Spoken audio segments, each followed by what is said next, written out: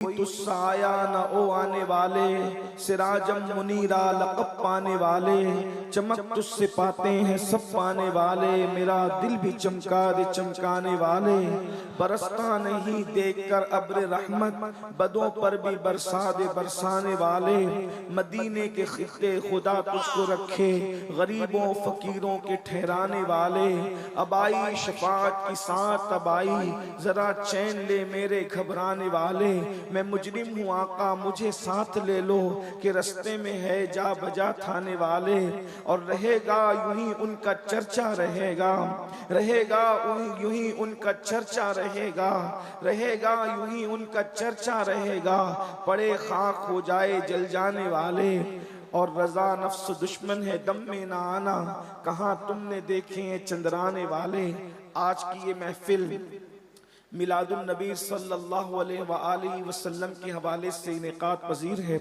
مجھ سے پیشتر آپ نے ہماری جماعت کے بڑے بڑے علماء خطبہ شعراء دانشوروں کو سماعت کر لیا ہے اور میرے بعد بھی انشاءاللہ عالم شہرت یافتہ شعراء خطبہ کو آپ سماعت کریں گے میں ہر دو کے درمیان میں بہت مختصر سے وقت کے لیے حاضر ہوں تھوڑی دیر میں آپ کی خدمت کے لیے حاضر ہوں اللہ پاک کی بارگاہ میں دعا کرتا ہوں کہ رب تبارک و تعالی جس آیہ کریمہ کی تلاوت کی گئی ہے اس کے متعلق مجھے حق کہنے اور آپ سب کو حق سن کر اس پر عمل کرنے اور اسے عام کرنے کی توفیق عطا فرمائے مسلمانوں کا سب سے بڑا تہوار عاشقان رسول کا سب سے بڑا تہوار صرف عید نہیں بلکہ عیدوں کی عید ابھی ہمارے درمیان سے گزری ہے ہم اس کو عیدوں کی عید اس لیے کہتے ہیں کہ اگر یہ عید نہ ہوتی تو نہ عید الفطر ہوتی نہ عید الاضحیٰ ہوتی نہ عید الجمعہ ہوتی نہ عید العرفہ ہوتی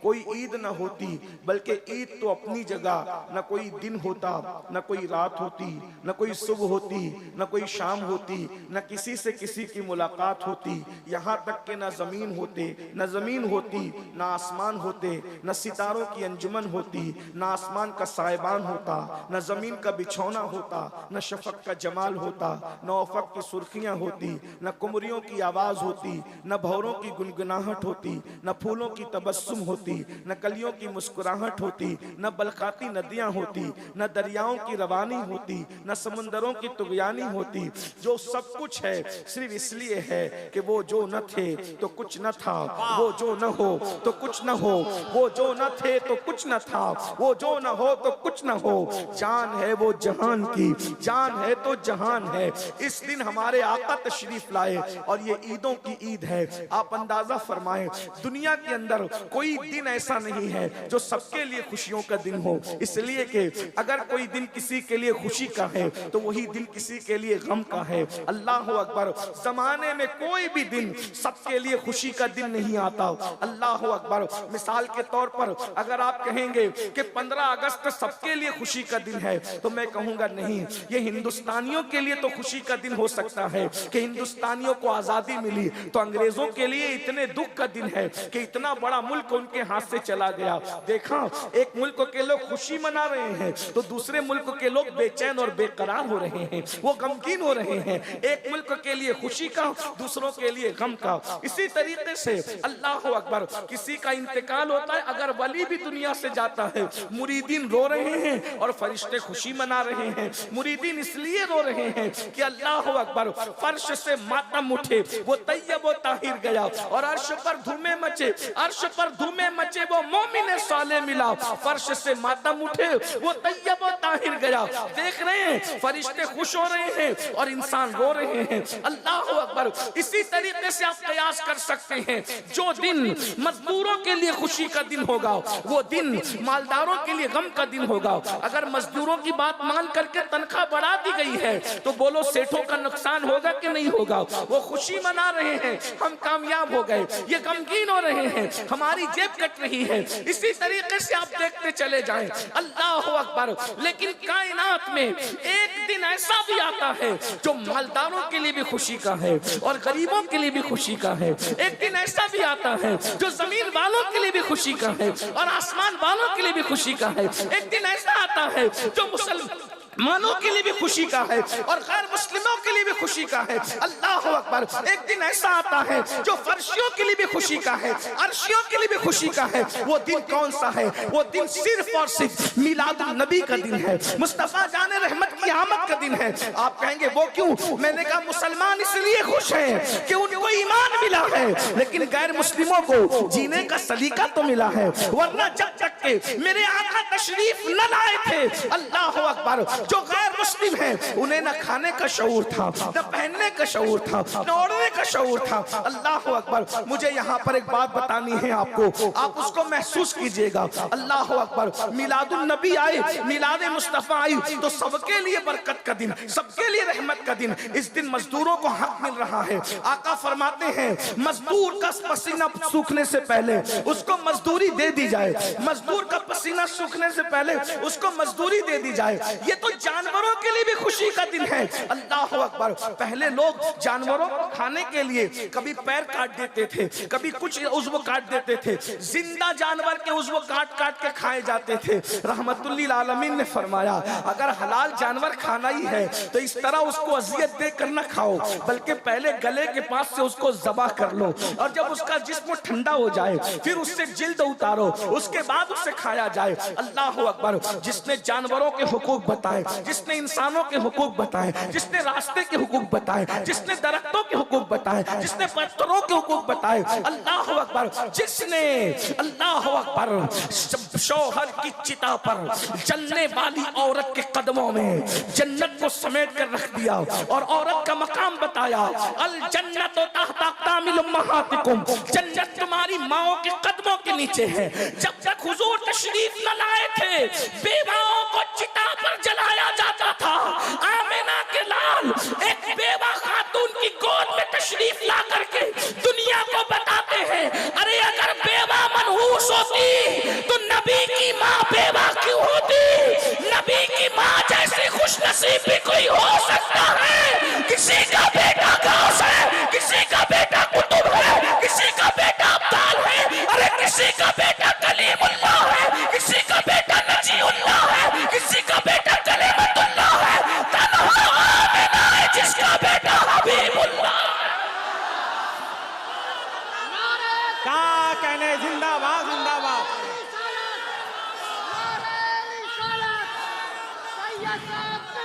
ارے جس بیوہ کو سب نے منحوس جان کر کے جو ہے وہ رسوا کیا تھا، میرے نبی نے انہی بیواؤں کی عزت بڑھا دیا. بیوہ ماں کی گود میں تشریف لا کے بتایا اتنی برکت والا رسول جب بیوہ ماں کی گود میں آتا ہے تو بیوہ منحوس نہیں ہو سکتی. اس کا قصور کیا ہے؟ ادھر ماں کو بیوہ ماں کی عزت بڑھائی اور ادھر 2 مرتبہ بیوہ ہونے والی خدیجۃ الکبریٰ کو سہاگن بنا کر ام المومنین بنا دیا, تمام مومنوں کی ماں بنا دیا. دیکھو تو صحیح. اور حضور کے آنے کا سب سے پہلے فائدہ کس کو ملا؟ عورت کو ملا. اور بھی کون سی عورت؟ آزاد عورت نہیں. آزاد عورت سے بھی زیادہ گرا ہوا درجہ جو ہے وہ کنیز عورت کا تھا. لیکن حضور جیسے دنیا میں تشریف لائے کنیز دوڑی دوڑی گئی اور ابو لہب سے کہا ابو لہب مبارک ہو, تیرے گھر بھتیجا آیا ہے, تیرے بھائی عبداللہ کے یہاں بیٹا آیا ہے. ایسے ہی ابو لہب نے انگلی کا اشارہ کر کے کہا جا میں نے بھتیجے کی خوشی میں تجھے آزاد کر دیا. گویا کہ نبی آ کے بتا رہے ہیں اب میں آ گیا ہوں, عورتوں کو آزاد کرانے کے لیے آیا ہوں, عورتوں کو آزادی دینے کے لیے. آقا کی آمد کا سب سے پہلا فائدہ عورتوں کو ملا. آج لوگ عورتوں کے حقوق کی بڑی بات کرتے. مجھے یہاں پر حضور کی میلاد کی بات کرنا, جشن میلاد. حضور آئے, انقلاب آیا. پہلے میں آپ کے سامنے کچھ باتیں پڑھنا چاہتا ہوں. آیت مبارکہ جو پڑھی ہے اس پہ گفتگو کرنے سے پہلے تمہید کے طور پہ اگر تھوڑی دیر مجھے آنے والے شورا اور خطبہ کا خیال ہے وہ میرے بعد میری ہی طرح وہ مہمان ہیں, لیکن چونکہ میں پہلے اس لیے بول لیتا ہوں کہ میری گفتگو جو ہے چونکہ بڑی خشک ہوتی ہے اور رات جب ڈھل جاتی ہے تو میری گفتگو آپ کے کوئی فائدے کی نہیں رہ جاتی. اس لیے میں چاہتا ہوں کہ میں اپنے وقت پہ گفتگو کر لوں. ویسے انشاءاللہ تعالی اللہ جب تک توفیق دے گا گفتگو کے بعد میں بیٹھا رہوں گا, میں جاؤں گا انشاءاللہ اللہ کی توفیق کے مطابق بیٹھا رہوں. لیکن آپ کی توجہ چاہتا ہوں اب تھوڑی دیر بہت غور سے میلاد کا فلسفہ, جو لوگ کہتے ہیں نا کہ میلاد سے کیا ہوا, میں آپ کے سامنے رکھنا چاہتا ہوں کہ میلاد صرف سنیوں کا تہوار نہیں ہے, یہ عالمی تہوار ہے, آفاقی تہوار ہے اور پوری کائنات کا تہوار ہے. وہ کیسے؟ ایک بات دیکھو, حضور جب تشریف نہیں لائے تھے لوگ ننگے ہو کے کعبے کا طواف کرتے تھے. دنیا اتنی بگڑی ہوئی تھی, اللہ کے گھر کا طواف ننگے ہو کے کرتے تھے. اللہ کے گھر پر کعبۃ اللہ پر 360 بت رکھے ہوئے تھے اور زنا کرنے کے لیے جب کوئی عورت نہ ملے تو وہ بکریوں سے اور جانوروں سے تک زنا کرتے تھے. اخلاقی گراوٹ کتنی تھی. اور سب سے بڑی بات یہ, آج جو دہشت گرد لوگ ہیں ان کی تو ہم لوگ مخالفت کرتے ہیں دہشت گردوں کی, لیکن آپ کی خاص نوجوانوں کی خاص توجہ, آج کے دہشت گردوں کی اہل سنت نے ہمیشہ مخالفت کی ہے کیونکہ ہم صوفیہ کے ماننے والے لوگ ہیں. ہمارے یہاں کسی کے ہاتھ کی مالا توڑنا بھی جائز نہیں ہے.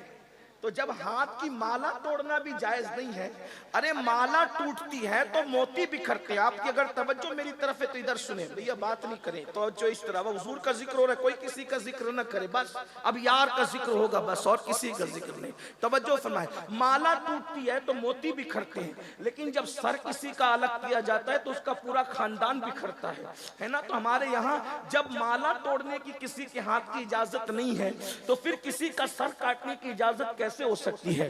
جس مذہب میں وضو کرتے وقت پانی ضائع کرنے کی اجازت نہیں ہے, جبکہ ہمارے یہاں وضو عبادت ہے, تو جب عبادت کے نام پر پانی ضائع کرنا حرام ہے تو بغیر عبادت کے کسی کے خون کو ضائع کرنے کی اسلام اجازت کیسے دے سکتا ہے؟ ہمارا مذہب امن کا مذہب ہے, شانتی کا مذہب ہے, سکون کا مذہب ہے. دہشت گردی کی ہمارے یہاں اجازت نہیں. ہمارے یہاں تو اللہ اکبر اتنا بھی احتیاط ہے, اگر کوئی سو رہا ہو تو اتنی زور سے سلام مت کرو کہ اس کی نیند میں خلل آئے.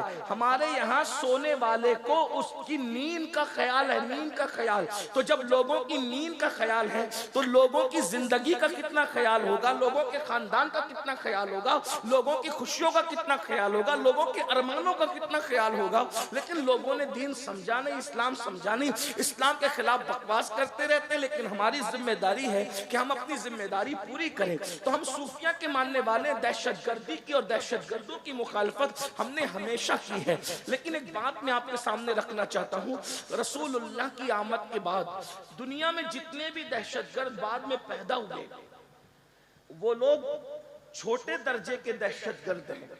کیوں؟ کیونکہ ہر دہشت گرد دوسروں کے بچوں کو مارتا ہے, اپنے بچوں کو نہیں مارتا, بلکہ دوسروں کے بچوں کو بھی وہ مارتا ہے تو اپنے بچوں کی خوشی کے لیے مارتا ہے. ہے نا, یہی ہے. لیکن جب رسول اللہ صلی اللہ علیہ وآلہ وسلم کی میلاد نہیں ہوئی تھی تو اس وقت دنیا اتنی بڑی دہشت گرد تھی کہ لوگ اپنے بچیوں کو اپنے ہاتھوں سے زندہ دفن کرتے. آج کتنا بھی بڑا دہشت گرد ہو اپنا بچہ نہیں مارے گا, مگر حضور کی آمد سے پہلے لوگ اپنے بچوں کو دفن کرتے تھے, بیٹیوں کو زندہ دفن کیا. اور کمزور بچے, بیٹے بھی اگر کمزور پیدا ہوتے تو اس زمانے کا دستور تھا کہ کمزور بیٹوں کو بھی پہاڑ پہ ماں لے کر کے جاتی اور اس کو پھینک دیتی, اور یہ کہتی کہ زمین پر کمزوروں کو جینے کا حق نہیں ہے. میں ایک روایت بیان کرتا ہوں جس سے آپ کو میلاد کی اہمیت پتہ چلے گی. بہت توجہ کے ساتھ میرے الفاظ کے جامع میں ایک روایت سنیں, پھر میلاد کی اہمیت آپ کو پتہ چلے گی کہ میلاد النبی ہے کیا, آمد رسول ہے کیا, میلاد مصطفیٰ صلی اللہ علیہ وآلہ وسلم ہے کیا, اور میلاد سے کس کس کو فائدہ پہنچا, کس طرح پہنچا. آج لوگ کہتے ہیں, پوری دنیا میں کہہ رہے ہیں بیٹی بچاؤ, بیٹی پڑھاؤ, بیٹی کی عزت کرو. یہ بات اگر آج لوگوں کو 1450 سال کے بعد سمجھ میں آئی ہے تو یہ صرف میلاد مصطفیٰ کا صدقہ ہے, آمد رسول کا صدقہ ہے.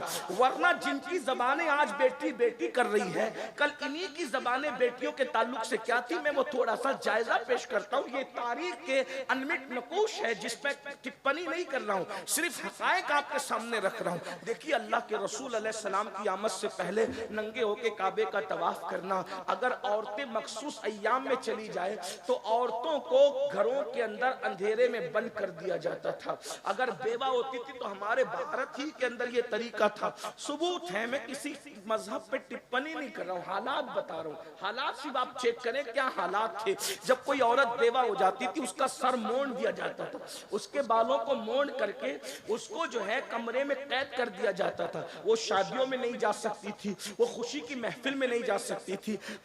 اب سہاگن عورتیں اس کو صبح کے وقت دیکھتی تو اپنا چہرہ پھیر لیتی تھی. صبح کے وقت اگر عورتیں آنگن سے گزرتی بیوہ عورتیں تو وہاں پر پانی ڈالا جاتا تھا. یہ بیواؤں کے ساتھ, یعنی بیوہ کا شوہر کیا مر گیا اس کی زندگی موت سے بدتر کر دی جاتی تھی. پہلے تو جلا دی جاتی تھی شوہر کے ساتھ, اور اگر جو بچ بھی جاتی وہ اس طرح بدترین حالات میں زندگی گزارتی تھی کہ اس کو کہیں حق حاصل نہیں تھا. یہ دنیا کے حالات تھے. یونان کو دیکھیں, ہندوستان کو دیکھیں, عرب کو دیکھیں. لیکن اب آئیے تھوڑا سا میلاد پر توجہ کرتے ہیں. حضور علیہ السلام کی محنتیں بہت ہیں, آپ غور کیجئے گا. بات جو کچھ چلانے پیچھے انہیں چلانے دیں, کیوں چلانے مجھے نہیں پتا, لیکن اگر ذکر رسول سے بڑی بھی کوئی چیز ان کے نزدیک ہے تو وہ بات کرتے رہیں, لیکن مجھے کوئی غصہ نہیں اس پر.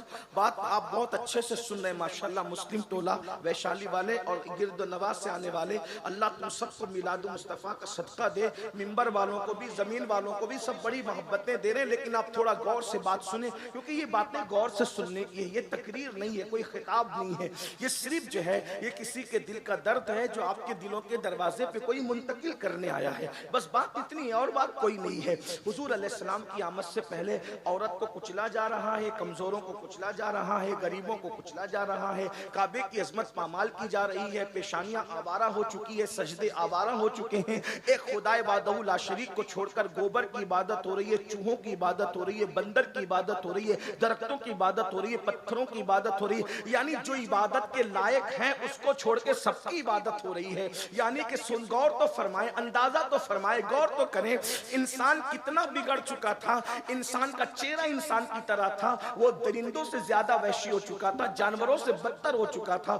جو خدا کی حق تلفی کرنے لگے وہ کس کا حق ادا کریں گے. اللہ اکبر, اللہ اکبر. اندازہ فرمائیں حضور کے آنے سے پہلے کے حالات جو میں واقعہ پیش کر کے آپ کو سمجھانا چاہتا ہوں, بتانا چاہتا ہوں, ذرا اس کو محسوس کریں. اگر دوسرے مکاتب فکر کے بھائی آئے ہیں ان سے بھی میری گزارش ہے کہ ذرا میلاد پر توجہ کریں. میلاد کس چیز کا نام ہے, میلاد کہتے کسے. اگر آپ نے کسی سے سن کر کے جو ہے وہ یوں ہی بولنا شروع کر دیا ہے اور یوں ہی آپ حضور علیہ السلام کی میلاد پر ٹپنی کرتے ہیں تو تھوڑا سا ایک مطالعہ کریں, میلاد کس چیز کا نام ہے. دراصل بات یہ کہ جب اللہ کے رسول تشریف لائے تو حضور علیہ السلام کی عادت کریمہ تھی کہ آقا علیہ السلام فجر کی نماز کے بعد اپنے صحابہ کی طرف رخ کر کے اور قبلے کی طرف پیٹ کر کے بیٹھ جاتے تھے اور صحابہ کرام سے پوچھتے تھے, آپ میں سے کسی نے کوئی خواب تو نہیں دیکھا؟